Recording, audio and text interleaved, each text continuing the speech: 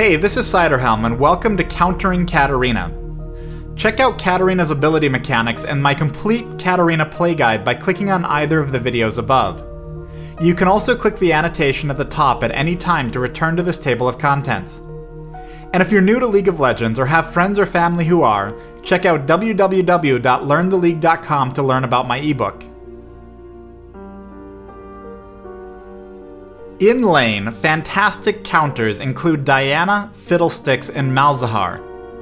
Champions with targeted nukes and crowd controls, such as Annie, Kassadin, and Pantheon, should do fine. Avoid playing champions that rely heavily on skill shots or have limited survivability at a short range. In terms of overall team composition, champions like Nami, Galio, and Alistar are excellent. Let's talk a little bit more about Diana, as she's an ideal example of a good counter. At close range, Diana can tank Katarina's burst damage thanks to her shield. And since Diana's survivability is based off of a shield, it isn't affected by the healing reduction from Katarina's Death Lotus. Even if Katarina uses Death Lotus, Diana can very easily interrupt it with her Moonfall. The final nail in the coffin for Katarina is Diana's ability to easily pursue Katarina after a Shunpo, thanks to her Crescent Strike and Lunar Rush combo. As for reasoning, Katarina is countered in lane by several key mechanics. Ranged spells that are targeted and have a short cooldown tend to exchange well against her Bouncing Blades harassment. If these also have a crowd control or utility component, they can be even more effective, especially if they can shut down her ultimate. Despite the fact she has healing reduction on her ultimate, high sustain and high survivability champions may do fine against her simply because she may not be able to bring them low enough to combo for a kill. The reason champions like Nami, Galio, and Alistar are exceptional to have on the team is they offer easy crowd controls that either easily stop Katarina's ultimate or deter her from using it. In addition, they can help keep lower health champions alive, which in turn prevents her from snowballing in the middle of a teamfight. Other great additions along these lines are champions like Hecarim, Malphite, and Blitzcrank, though tons of champions will work fantastically.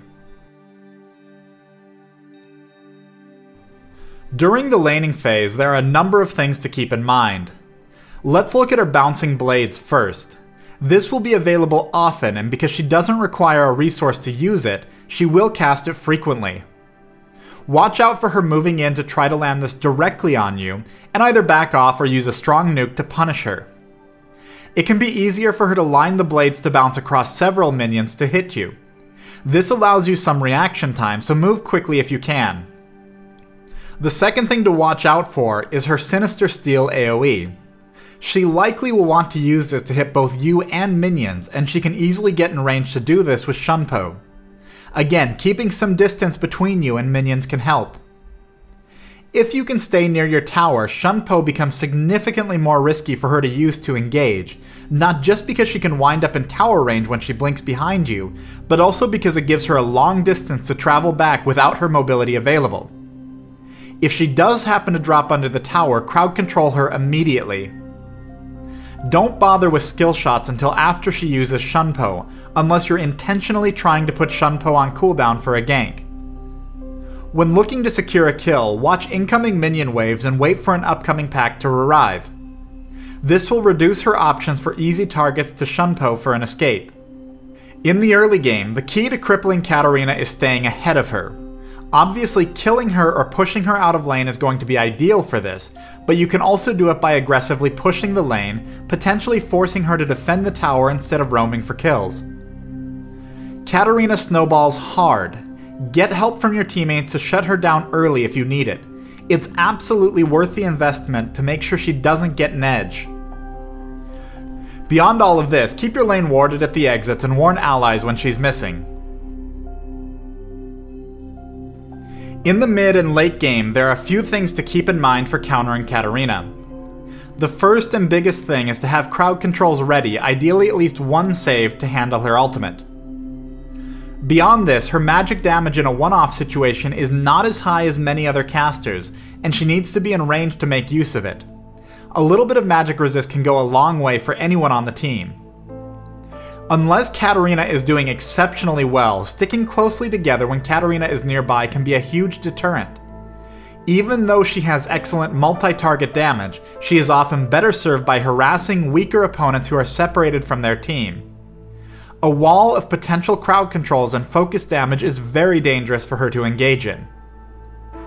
When it comes to teamfights, your team will only be as strong as your weakest link. That is to say, having opponents who can be quickly burst down allows Katarina to easily reset her cooldowns and get even more damage out quickly. Weaker players need to stay alive. This means they need to worry about their itemization, potentially preferring health or magic resist, and it also means they're going to need to be more careful about their positioning.